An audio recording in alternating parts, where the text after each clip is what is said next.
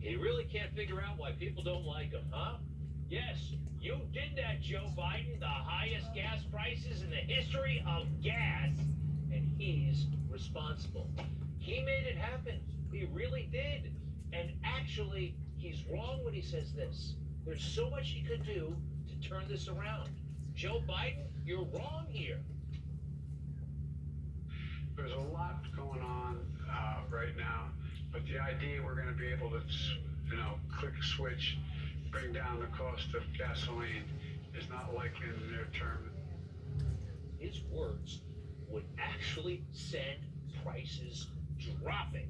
They would plummet if he would start sending the right signals.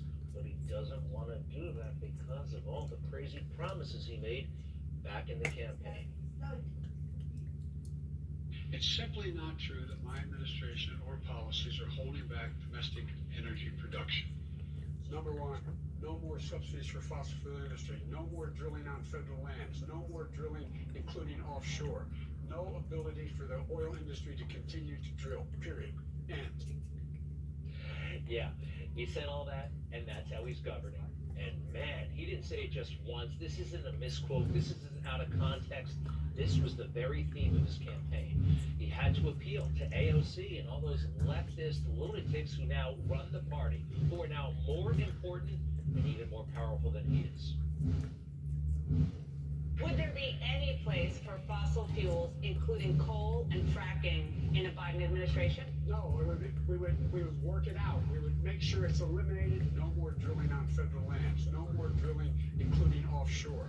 No ability for the oil industry to continue to drill, period. I guarantee we're going to end fossil fuel. What about, say, stopping fracking and stopping pipeline infrastructure and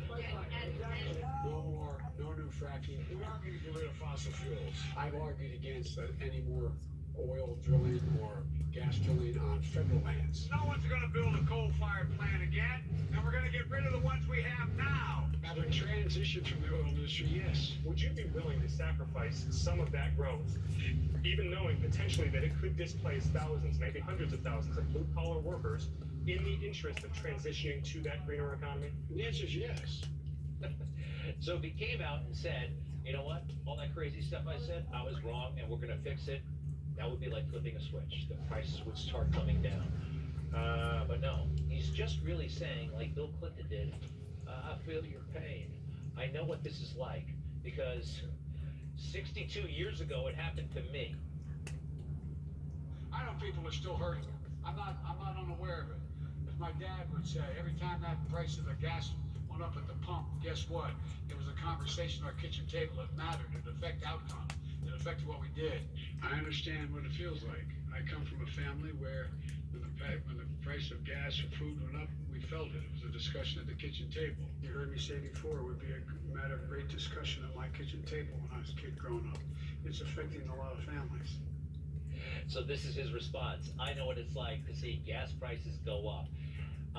But that's actually not true. The whole thing about around the kitchen table when he was a kid. Joe Biden is 80 years old, all right? So he's talking about his childhood, which was at least 62 years ago. And let's take a look at gas prices back then. From the time Joe Biden was born, they were 21 cents. They went up to, 30 cents. Were they really talking about that 9-cent increase over 20 years around Joe Biden's kitchen table? Of course they were not. It's just another lie. He lies like he talks, like he breathes. Muscle memory, it's what he does.